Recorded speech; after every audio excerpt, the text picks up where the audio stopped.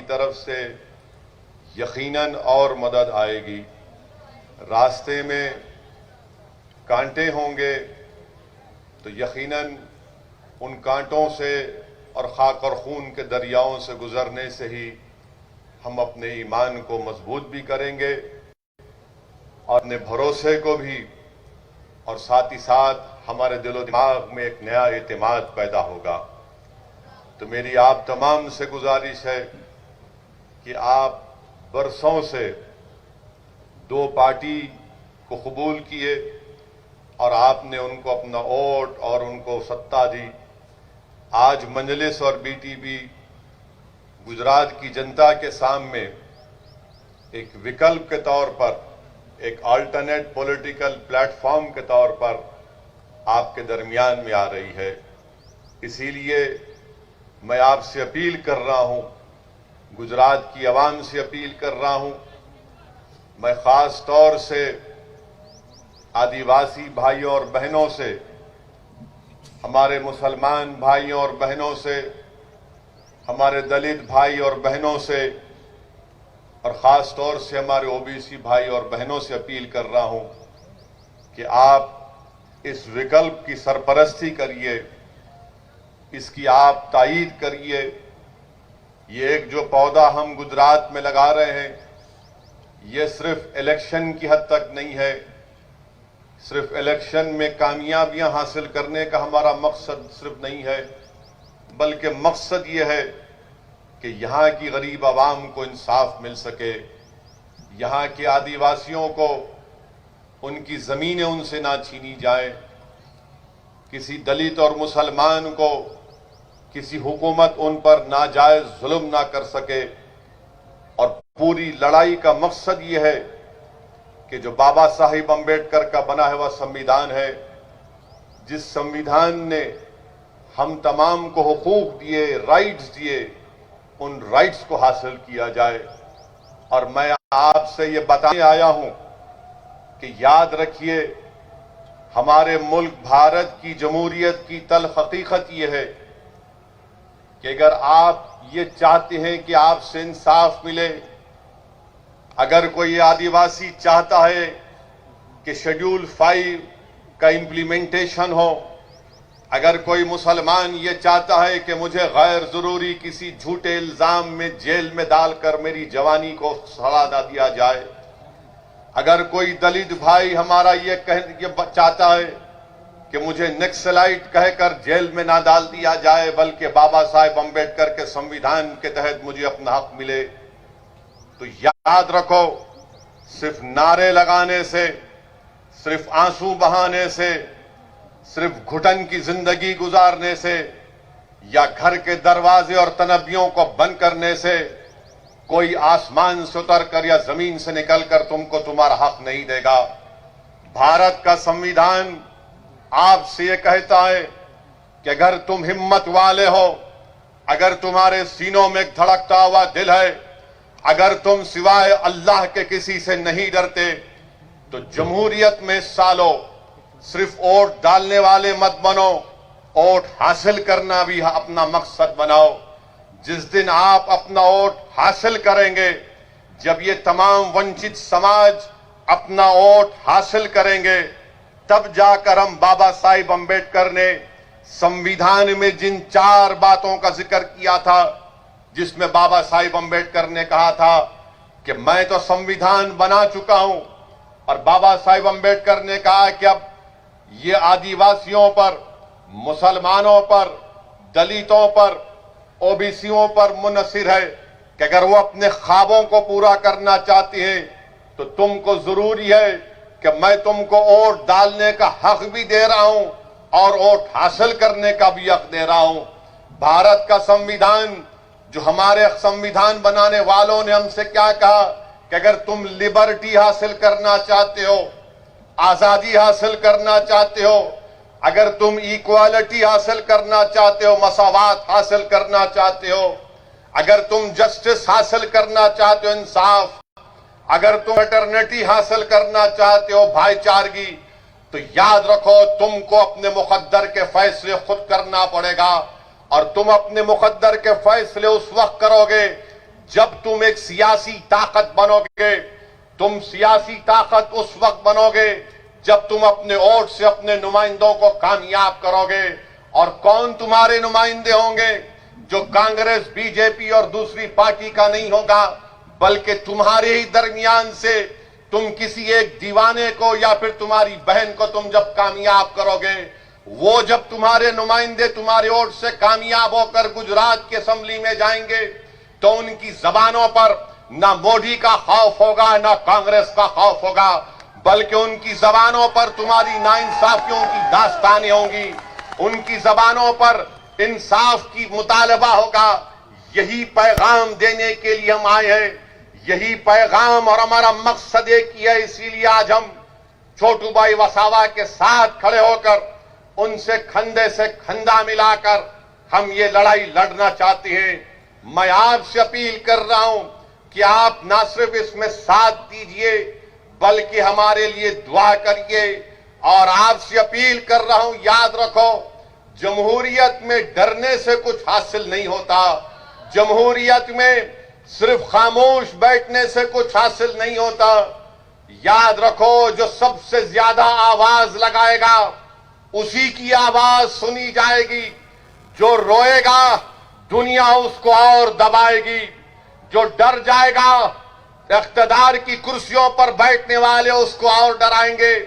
आप मुझसे सवाल करेंगे कि असदुद्दीन ओवैसी तुम क्या कह रहे हो कि जो डराएगा, जो डरता है उसको और डराया जाएगा, जो रोता है उसको और रुलाया जाएगा, और जो सबसे ज्यादा आवाज लगाएगा तो उसकी आवाज को सुना जाएगा। ऐ भरूच के जियालो, ऐ भरूच के मेरे शेरों जो तुम आज यहां पर जमा हुए, सुन लो मेरी इस बात को, सुन लो मेरी इस बात को। भारत के किसानों ने नरेंद्र मोदी की नींद को हराम करके रख दिया। वो किसान निकल कर आए, वो किसान निकल कर आए, हजारों की तादाद में निकल कर आए, नारे लगाए, दिल्ली को अपना ट्रैक्टर लेकर आया। तो भारतीय जनता पार्टी जिसके पास 300 एमपी है, आज वो परेशान है, टाई टाई उनकी हो रही है कि कैसे किसानों से मुकाबला किया जाए।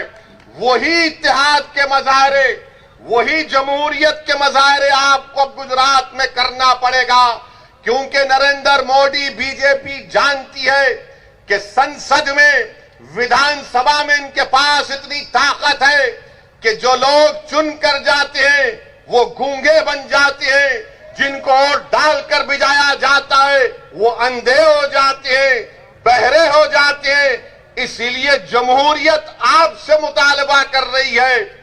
अंबेडकर का संविधान तुमसे कह रहा है कि अगर तुम जिंदा कौम हो तो हरकत करो, हरकत में बरकत है। तुम्हारी खामोशी दुनिया को पैगाम दे देगी कि तुम जिंदा कौम नहीं हो। जिंदा कौम का मतलब यह है कि जिंदगी का सबूत देना है। मैं हमारे आदिवासी भाइयों से कहना चाहूंगा कि भारत के संविधान में जयपाल सिंह मुंडा ने जो कुर्बानियां दी हम उनको सलाम करते हैं। यही जयपाल सिंह मुंडा थे जिन्होंने आदिवासियों के लिए शेड्यूल 5 का जिक्र संविधान में किया था। मेरे अजीज दोस्तों और बुजुर्गों, ये हमारी लड़ाई हमारी बका की लड़ाई है। ये हमारी लड़ाई हमारे संविधान को बचाने की लड़ाई है। हमारी लड़ाई इस मुल्क में अमन को मजबूत करने की लड़ाई है। मैं आज के जलसे से उस अजीम आदिवासी constituent assembly debate constituent assembly के रुकन जयपाल सिंह मुंडा को भी सलाम करता हूं कि इन बुजुर्गों ने हमको, हमारी आने वाली नस्लों के लिए ये सोचकर शेड्यूल 5 का इनकॉर्पोरेशन भारत के संविधान में किया था। मैं आज के जलसे में मोहतरम जनाब अहमद पटेल साहब को भी खराज अकीदत पेश करना चाहूंगा। ये उनकी सरजमीन है। यहीं से अहमद भाई निकलकर दिल्ली गए और कांग्रेस पार्टी के ऊंचाइयों तक पहुंचे। मैं अल्लाह से दुआ करता हूं कि अल्लाह सुब्हानहू व तआला अहमद पटेल साहब की मग़फ़िरत फरमाए, अल्लाह उनकी खबर को नूर से भरे, अल्लाह उनके अफराद ख़ानदान को सब्र जमील अता फरमाए।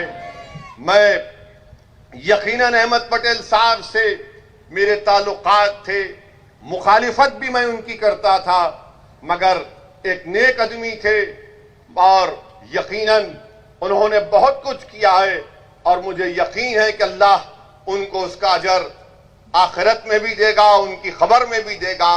और मेरी दुआ है कि अल्लाह सुब्हाना व तआला उनके फर्जन को उनका नेक ने में बदल बना दे, अल्लाह उनकी कुर्बानियों को रायगा जाने ना दे। मेरे अजीज दोस्तों और बुजुर्गों, एक और अहम बात जिसकी तरफ मैं आपकी तवज्जो चाहता हूं, अभी हमने आपके सामने कहा कि शेड्यूल 5 जो कॉन्स्टिट्यूशन में है, संविधान में, उसका इंप्लीमेंटेशन नहीं होता है। मैं भरूच के और गुजरात के मुसलमानों से और गुजरात के उन जनता से जो अंबेडकर के संविधान की खूबसूरती और ताकत को समझते हैं, गुजरात में एक कानून है जिसका नाम है डिस्टर्ब्ड एरियाज एक्ट, जिसमें कोई अपना घर कलेक्टर से इजाजत लिए बगैर नहीं बेच सकता है ना कानून ये। अब आप ये देख लो, मैंने क्या कहा था आपसे कि हम छोटू भाई वसावा साहब के साथ मिलकर लड़ाई लड़ना चाहते हैं। एक तरफ आदिवासी कह रहा है कि शेड्यूल 5 का इंप्लीमेंटेशन हो, तो कहा जाता है कि नहीं इंप्लीमेंटेशन करेंगे, बीजेपी की सरकार कहती है। दूसरी तरफ अंबेडकर का बना हुआ संविधान कहता है कि गुजरात में डिस्टर्ब्ड एरियाज एक्ट संविधान के खिलाफ है, इसको हटाओ। तो बीजेपी कहती है हम इसको नहीं हटाएंगे। मैं अपना घर और दुकान नहीं बेच सकता हूं और तुम वहां पर शेड्यूल 5 का प्रोटेक्शन आदिवासियों को नहीं दोगे, उनकी जमीनों पर कब्जा करोगे। 121 गांवों को इको सेंसिटिव आपने करार दे दिया, पानी आपने निकाला हमारी जमीनों को लेकर और आदिवासी गांव तक पीने का पानी मुहैया नहीं किया जाता। तो आखिर कौन सा सबका साथ, सबका विकास, सबका विश्वास की बात बीजेपी कर रही है? ना शेड्यूल 5 का इंप्लीमेंटेशन होता है, ना डिस्टर्ब्ड एरियाज एक्ट निकाला जाता है जो भारत के संविधान के पूरा खिलाफ है। Right to equality, right to life, supreme court का पुट्टुस्वामी का जजमेंट है, प्राइवेसी का जो इस कानून की धज्जियां उड़ाता है। मगर आप, क्योंकि ये कमजोर है और इस पर जुल्म करना इनका मकसद है, आदिवासियों की जमीन छीन ली जाए, आदिवासियों के कल्चर को खत्म कर दिया जाए, आदिवासियों की तहजीब को खत्म कर दिया जाए। क्या ये बात सच नहीं है? बताओ आरएसएस वालों कि भारत में अगर सबसे ज्यादा डिस्प्लेसमेंट किसी का हुआ है तो आदिवासियों का हुआ है। क्या आईआईटी रुड़की की स्टडी नहीं है कि इस मुल्क में 2 करोड़ 40 लाख लोगों का डिस्प्लेसमेंट हुआ डैम के नाम पर, रिवर के नाम पर, उसमें 60% से ज्यादा तो आदिवासी है। आईआईटी रुड़की की स्टडी है। उसके बावजूद भी आप शेड्यूल 5 का इंप्लीमेंटेशन नहीं करते। स्टैच्यू ऑफ यूनिटी बनाया आपने, मगर क्या आदिवासियों की यूनिटी को डिसयूनिटी में तब्दील कर देंगे आप? ये कौन सी यूनिटी है कि मेरी जमीन को छीनकर, मेरे को पानी नहीं पहुंचाकर, मेरी तहजीब को खत्म करके आप क्या पैगाम देना चाह रहे? मगर मैं गुजरात के मुसलमानों को पैगाम दे रहा हूं, मैं आपको पैगाम दे रहा हूं कि सीखो आदिवासियों से कि बीजेपी की हुकूमत 25-26 साल से इस सरजमीन पर, यहां पर बरसों से आरएसएस ने अपना काम किया, मगर उसके बावजूद भी मैं छोटू भाई वसावा साहब आपको सलाम करता हूं कि आपकी और आपके समाज ने आपके 2 एमएलएस को जिताया यहां पर। ये इनको कामयाब किया, बीटीपी को, हमारे महेश भाई को और उनके साथियों को। इन आदिवासियों ने हमको पैगाम दिया मुसलमानों को कि देखो हमारी जमीनें छीन ली गई, हमारे जमीन के अंदर जो सोना है, कोयला है, उससे महरूम कर दिया गया। मगर हम ना उम्मीद नहीं हुए। हमने छोटू भाई को अपना नेता माना, अपना बड़ा माना और हमारी लड़ाई के लिए उनको अहमदाबाद में भिजाया, क्योंकि हम ये मानते हैं, आदिवासी जानता है कि उनकी लड़ाई अगर कोई लड़ सकता है तो बीजेपी कांग्रेस वाला नहीं लड़ सकता। उनकी लड़ाई अगर कोई लड़ सकता है तो उन्हीं के दरमियान का छोटू भाई वसावा लड़ सकता है। मेरे अजीज दोस्तों और बुजुर्गों, ये हमको सीखने की जरूरत है। यकीनन मेरे इस जुमले से बहुत से लोगों को तकलीफ होगी, मगर मेरा मकसद यह है कि सच्चाई को बयान किया जाए और आपके दिलों में एक जोश को पैदा किया जाए, एक फिक्र दिया जाए आपको, ताकि जब आप यहां से उठकर जाएंगे तो एक पैगाम और फिक्र लेकर जाए। मेरे अजीज दोस्तों और बुजुर्गों, मैं छोटू भाई वसा साहब के घर पर आज हम निकलने से पहले हमको मीडिया के लोग आते हैं। माशाअल्लाह से पूरे भारत में अगर कोई बदनाम है तो ये दीवाना आपके सामने जो खड़ा हुआ। मीडिया के लोगों को लगता है कि इस दाढ़ी वाले का सर पे जिसकी टोपी है उसका इंटरव्यू लेंगे तो उनका टीआरपी बढ़ता है। हमको भी कोई फिक्र की बात नहीं है, वो भी अपना काम, हम भी अपना काम करते हैं। मगर हमसे आज एक अजीब सवाल किया गया। हमसे टीवी चैनल के एक मोअज़्ज़िज़ जर्नलिस्ट ने हमसे सवाल किया कि असदुद्दीन ओवैसी साहब, आप मोदी और अमित शाह के गुजरात में क्यों आए हैं? महेश भाई आप सुने ना, आप थे, सुने। तो मैंने कहा यह सवाल आपका गलत है। गुजरात भारत का हिस्सा है, मैं भारत का एक बाशिंदा हूं, बाइज्जत बाशिंदा हूं, अव्वल दर्जे का सिटीजन हूं और मैं भारत में किसी भी कोने में जा सकता हूं। मैं और कुछ भी कहना चाहता था मगर नहीं कहा, इसलिए कि आपके दरमियान में उसका जवाब देना चाहता था। मैं हमारे वो मीडिया के लोग जिनके दिमागों में ये बात बैठ चुकी है कि ये गुजरात मोदी और अमित शाह का है, ये आपकी गलत सोच है, ये आपकी गलत सोच है, आपकी अनपढ़ सोच है, आप नहीं जानते। मैं तो ये समझता हूं और मानता हूं ये गुजरात गांधी का गुजरात है। ये गुजरात गांधी का गुजरात है और गांधी का गुजरात ही रहेगा, क्योंकि अमित शाह और मोदी गांधी से बड़े नहीं हैं, ना कभी होंगे इंशाअल्लाह। ये गांधी का गुजरात है और गांधी का गुजरात रहेगा। ये वो गुजरात है जहां की जनता ने अपनी दिमागी काबिलियत की बुनियाद पर, अपनी मेहनत की बुनियाद पर इस भारत को मजबूत किया। ये उन लोगों का गुजरात है। ये गुजरात छोटू भाई वसावा का गुजरात है। ये गुजरात छोटू भाई वसावा का है।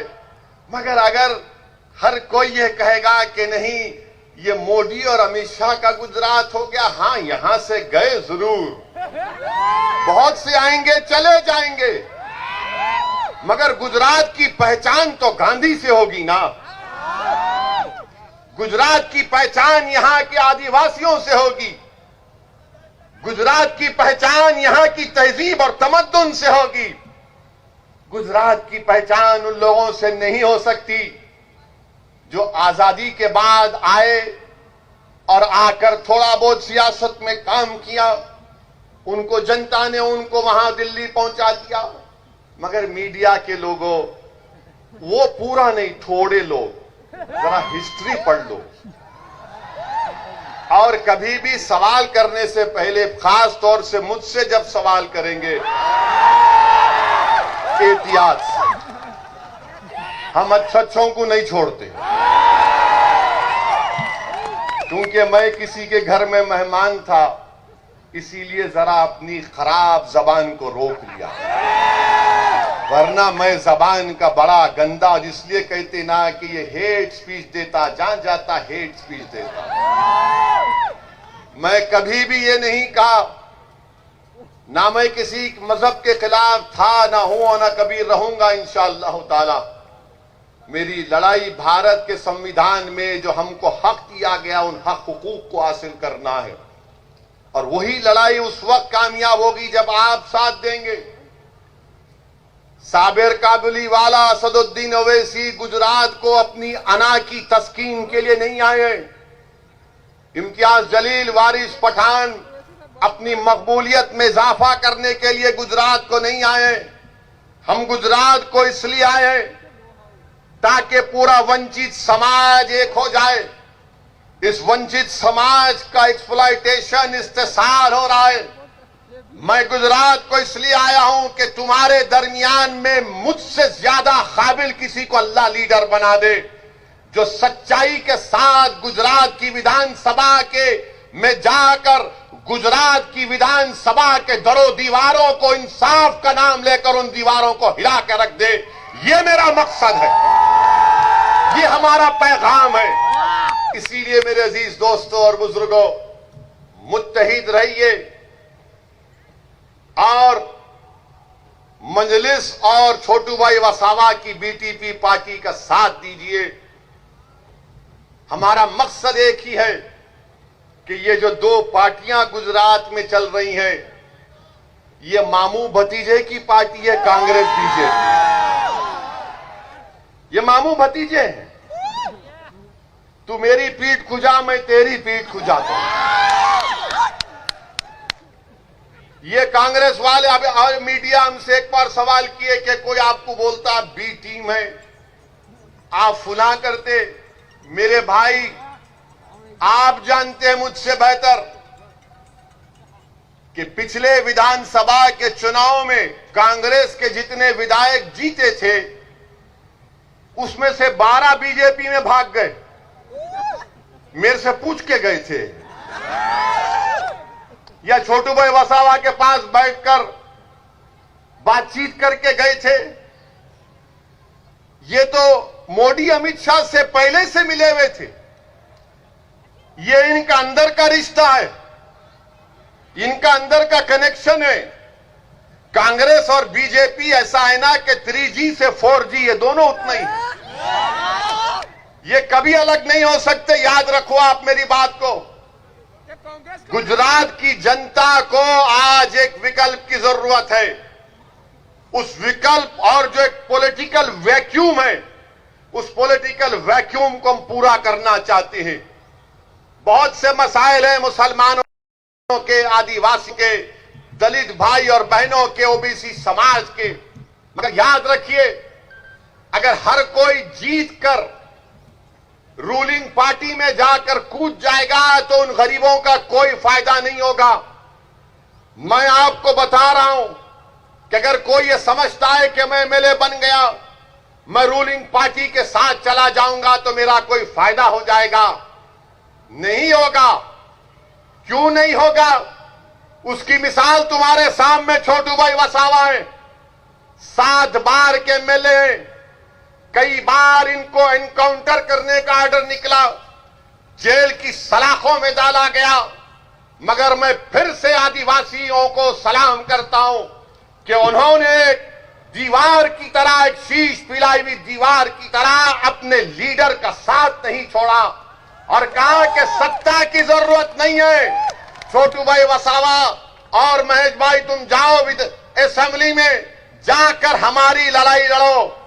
हमारे दिलों में जो छुपा हुआ गम है उसको बयान करो। हमारे आंख में आंसू आने मत दो। हमारे बच्चों के हौसलों को बुलंद रखो। तुम लड़ाई लड़ो, जीत हार तो ऊपर वाला तय करेगा, मगर मर्दानगी वो है जो इख्तिदार के सामने खड़े होकर उनकी आंख में डालकर कहे कि नरेंद्र मोदी, तुम्हारा CAA का कानून, तुम्हारा ट्रिपल तलाक का कानून, तुम्हारा यूएपीए का कानून ये संविधान के खिलाफ है। हिम्मत और हौसला और हक को बयान करने का मकसद एक ही है ताकि तुमको पैगाम मिल जाए कि जब अगर कोई 2 MP भी हो और बीजेपी के 300 हो तो मोदी की हुकूमत के सामने सच्चाई को बयान करने के लिए जो काम गांधी ने किया था कि सफेद फार्म हुकूमत के उस गलत कानून को गांधी ने फाड़ा, तो तुम्हारा ये दीवाना बीजेपी के 300 MP के सामने CAA कानून को फाड़ के रख दिया। ये काम करना है। मिनिस्टर बनना, गाड़ी पर टाई टाई लाल लाइट आ जाना, ये हमारा मकसद नहीं है। 70 साल से इन्हीं लोगों ने हमको धोखा दिया। तुम्हारा वोट लिया, दिल्ली गए, तुमको धोखा दिया। तुम्हारा वोट लिया, गुजरात की विधानसभा में गए, 2002 का फसाद हुआ तो गूंगे बनकर बैठे रहे। इसीलिए मेरे अजीज दोस्तों और बुजुर्गों, मेरी इज्जतदार मां और बहनों, इत्तेहाद को पैदा करिए।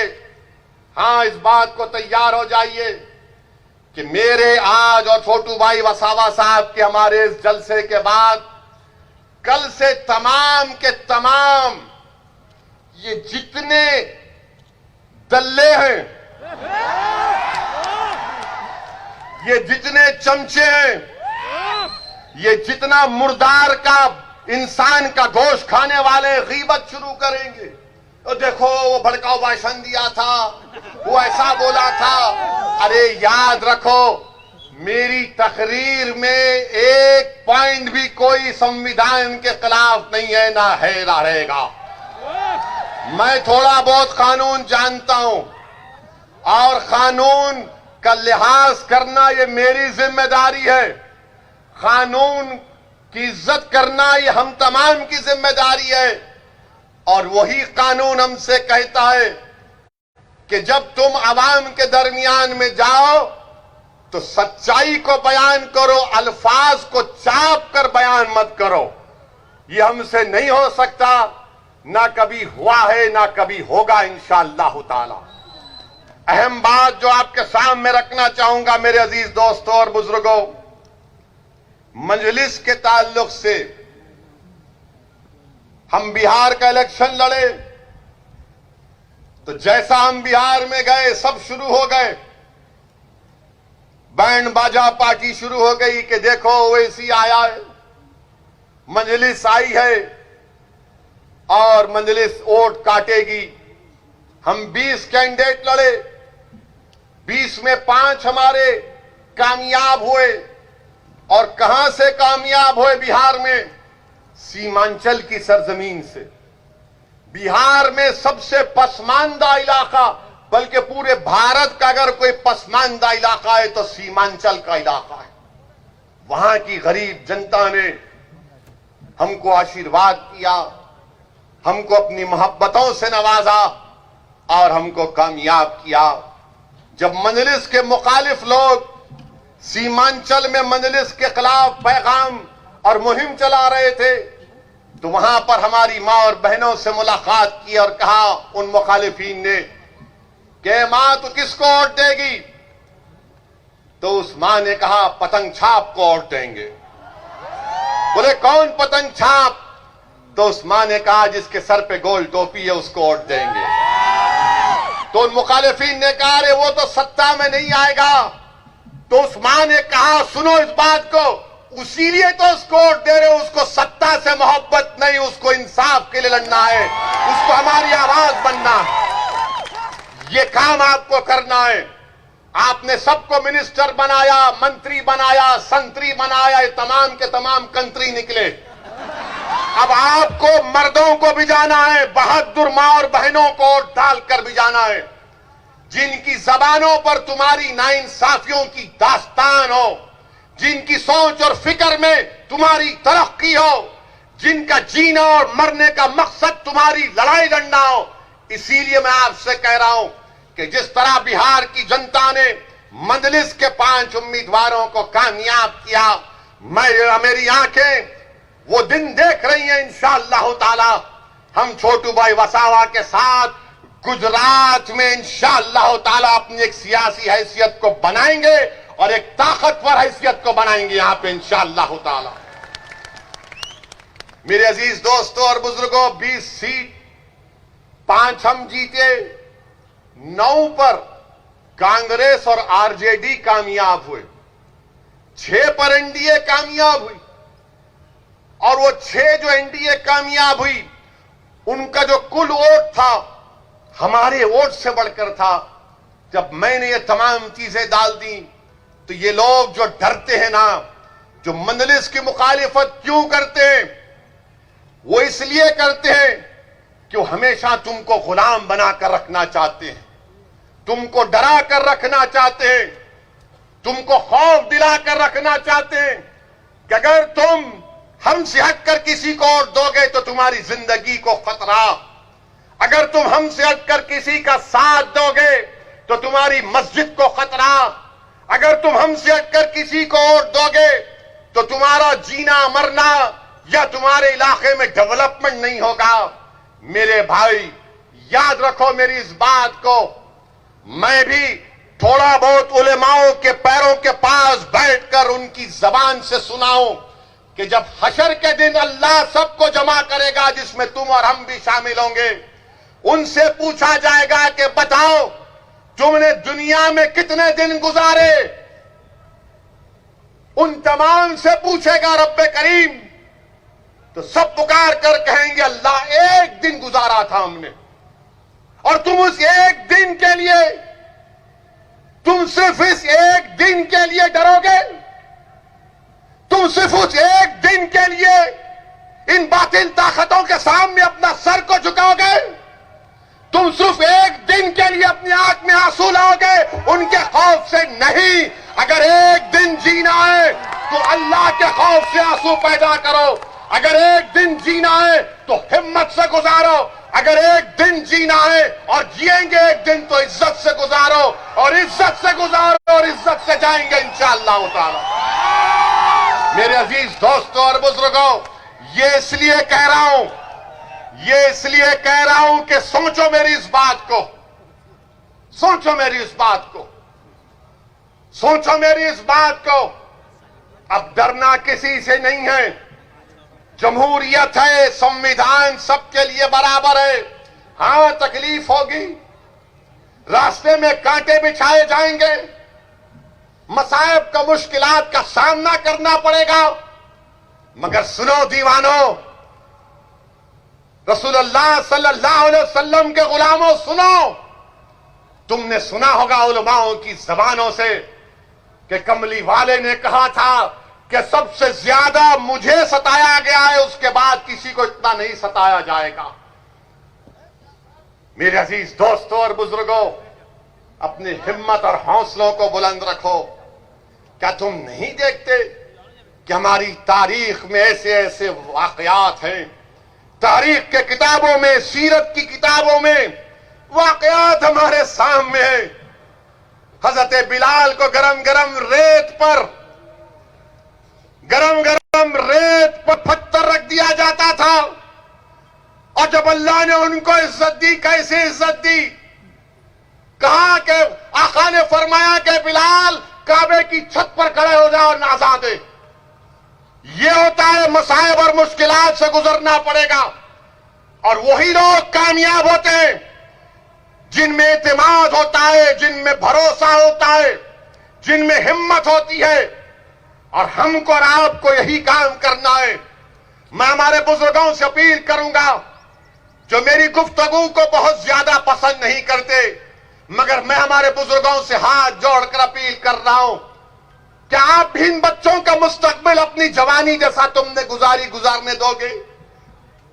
हमारे बुजुर्गों से अपील कर रहा हूं कि इन बच्चों के लिए, आने वाली नस्लों के लिए, ये आने वाला कल उनका होगा, उनके अच्छा बनाने के लिए, उनके हुकूक को हासिल करने के लिए, भारत की जमहूरियत को और भारत के संविधान पर और अटूट भरोसा पैदा करने के लिए मैं आपसे अपील कर रहा हूं कि छोटू भाई वसावा की बीटीपी पार्टी का साथ दीजिए, मंजलिस का साथ दीजिए।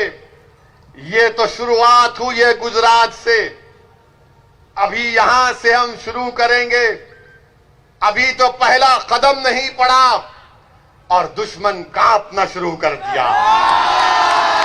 अभी तो चलना शुरू नहीं हुआ, सियासी महलों में जलजले आना शुरू हो गए।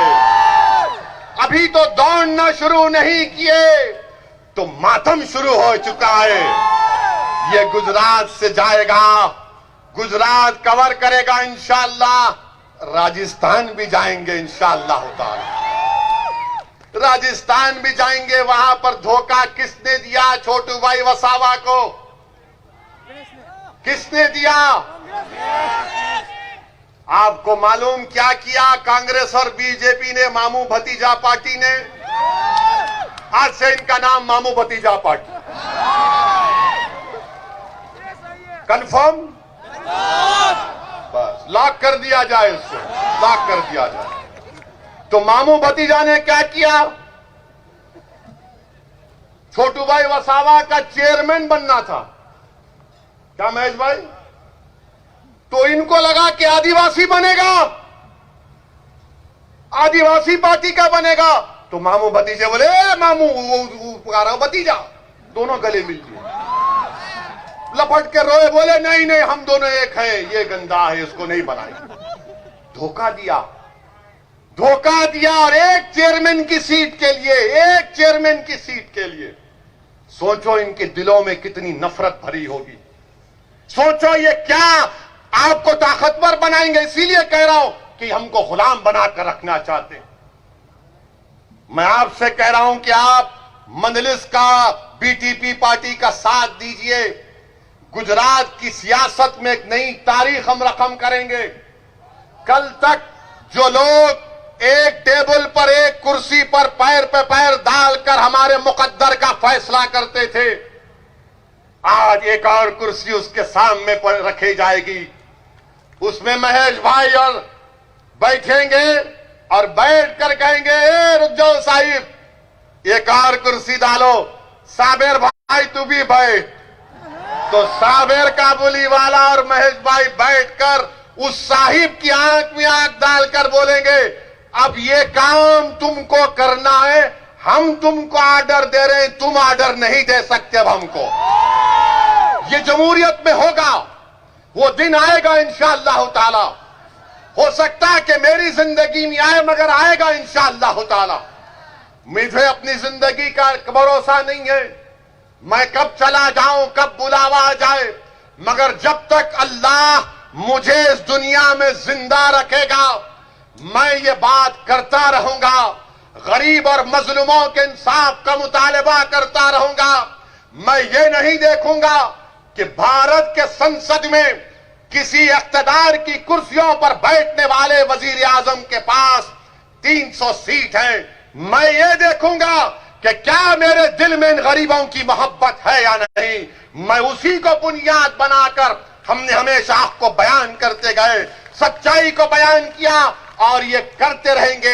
ये मिजाज आपको पैदा करना है मेरे भाई, ये मिजाज आपको पैदा करना है और इंशाअल्लाह ताला हम पैदा करेंगे। अब आप देखते हैं ना कि जो लोग सेकुलरिज्म बोलते हैं, अरे पूरे बीजेपी वाले लोकसभा की सीट जीत गए, कहां गया सेकुलरिज्म? अच्छा एक मेरे सवाल का जवाब दो, यहां की पार्लियामेंट की सीट में आप तमाम जितने यहां पर है, आपने बीजेपी को वोट दिया? दिया? किसको वोट दिया आपने? कांग्रेस को दिया ना, मामू भतीजा को दिया ना, शर्मा ने बोल दिया ना। कैसा जीत गया मामू भतीजा? फिर अभी सोचे तुम कभी कैसा जीत गया? मेरे भाई इसीलिए कह रहा हूं वंचित समाज एक हो जाओ, वंचित समाज एक हो जाओ।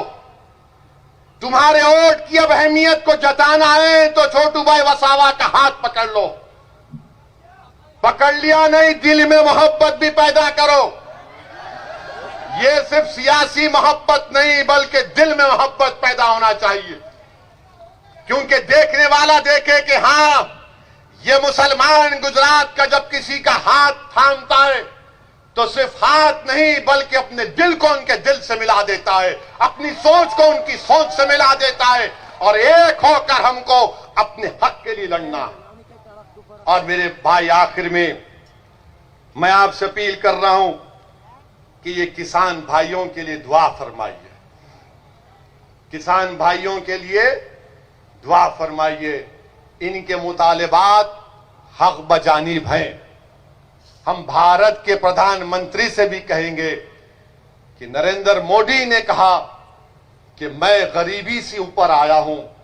हम भारत के प्रधानमंत्री से कह रहे हैं, जब आप खुद कहते हैं कि आप गरीबी से आगे बढ़े, उन किसानों की गरीबी को समझिए। आप किसान जब काम करता है, वो ट्रेड नहीं है, वो बिजनेस नहीं है, वो ऑक्यूपेशन है। इसलिए भारत के प्रधानमंत्री को उनको समझना चाहिए। वो भी गरीब हैं, वो 2.5 महीने से एहतजाज कर रहे हैं। 100 किसान मर चुके हैं सिर्फ एहतजाज में, आज भी लाखों की तादाद में पुकार रहे हैं। मुझे किसी मीडिया के लोगों ने कहा वो एक किसान नेता रो दिया और पूरे किसान निकल कर आ गए। मैंने कहा कि जब गरीब और मजलूम बेबसी की आलम में रोता है तो कुदरत हुक्म करती है कि जाओ उस मजलूम का साथ दो, और जिसके दिल में गरीबों की हमदर्दी नहीं होती उस पर गरीब की आंसुओं का कोई असर नहीं पहुंचता। मेरे अजीज दोस्तों और बुजुर्गों, हम किसानों के साथ हैं।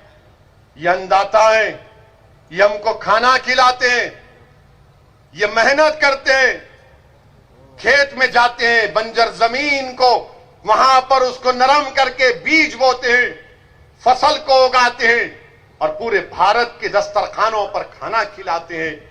इनसे आज जो किया जा रहा है वो ठीक नहीं किया जा रहा है, वो बहुत गलत हो रहा है, बहुत गलत हो रहा है। इनको बुलाना चाहिए, देश के प्रधानमंत्री को अपने घर में बुलाना चाहिए। और जिस तरह हमारे देश के प्रधानमंत्री ने ओबामा को चाय डालकर पिलाया था, अच्छा किया। हमारा मेहमान है, जो भी आता उसको उसकी खातिर तवाज़ो करना चाहिए। हम देश के प्रधानमंत्री से उम्मीद करेंगे वो तमाम किसानों को अपने घर पे बुलाएंगे, अपने हाथ से उनको चाय और बिस्किट खिलाकर कहेंगे कि जाओ, आज से तुम खुश रहो, तुम पे जो कानून है हमने उसको माफ कर दिया, रिपेल कर दिया उस कानून को। भारत के प्रधानमंत्री को दरिया दिली दिखाना जरूरी है। इन किसानों के गम को समझने की जरूरत है। और जो हमारे मीडिया के दोस्त ने सवाल किया था कि आप गुजरात को आए हैं, मोदी और शाह के गुजरात को आए हैं, मैं मीडिया के हमारे लोगों से कहना चाह रहा हूं, होम मिनिस्टर भारत के शाह साहब हैं।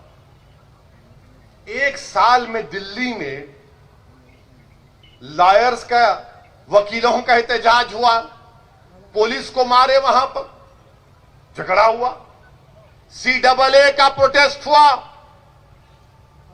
दिल्ली में फसाद हुआ, 50 से ज्यादा लोगों की जानें चली गई, 20 से ज्यादा मसाजिद को नुकसान किया गया, जलाया गया। अब फिर दिल्ली में 26 जनवरी को गड़बड़ हुई है। ये 56 इंच का सीने की सरकार है, कई की सरकार है। मीडिया वाले आके बोलते 26 जनवरी को ऐसा हुआ, बोलो क्या बोलना है। Mister Owaisi, 26 January violence happened, what is your comment. अरे हम ही दूल्हे नजर आते आप जाकर ये क्यों नहीं पूछते होम मिनिस्टर साहब से, शाह साहब बताओ क्यों हुआ गड़बड़। ये नहीं पूछेंगे, नहीं पूछेंगे। इसलिए नहीं पूछेंगे, पूछेंगे तो क्या होगा, हमारा क्या होगा। नहीं नहीं नहीं, इससे पूछते, दाढ़ी वाले से। ये दाढ़ी वाले से पूछेंगे जिसके सर पे टोपी है, मगर जो होम मिनिस्टर है उससे नहीं पूछेंगे कि 1 साल में इतनी 3 गड़बड़ क्यों हो गई। अरे क्या जाति जाने दो ना, मगर नौकरी किस लिए कर रहे हैं।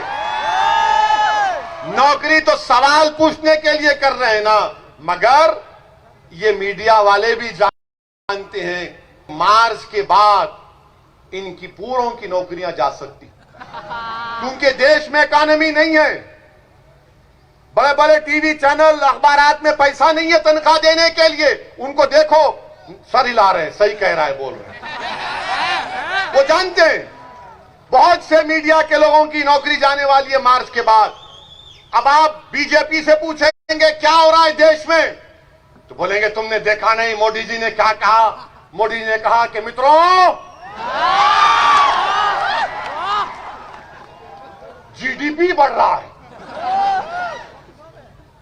तो कार्टून आया अखबार में, कार्टून आया कि जीडीपी का मतलब यह है कि गैस की कीमत बढ़ गई, डीजल की बढ़ गई, पेट्रोल की बढ़ गई। ये जीडीपी हो रहा है, ये काम हो रहा है। पूरे गुजरात में लॉकडाउन के बाद कारखाने बंद, लेबर परेशान, सूरत में डायमंड का कारोबार ठप, अहमदाबाद में टेक्सटाइल इंडस्ट्री डाउन। तो क्या चला रहे? लड़ाओ लड़ाओ लड़ाओ लड़ाओ लड़ाओ लड़ाओ। अब कोई नहीं लड़ेगा।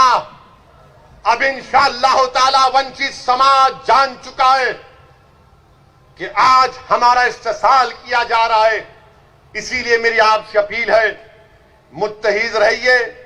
अब मुझे यहां से अहमदाबाद भी जाना है, इसीलिए आपसे इजाजत चाह रहा हूं और वादा कर रहा हूं कि इंशाअल्लाह ताला दोबारा फिर आऊंगा और अल्लाह जब तक जिंदा रखेगा बार बार आता रहूंगा। भरूच को आऊंगा, आपके दरमियान में रहूंगा। आपसे इल्तिजा है, गुजारिश है कि इस इत्तेहाद को कामयाब करिए। शुक्रिया। अस्सलाम वालेकुम व रहमतुल्लाहि व बरकातहू।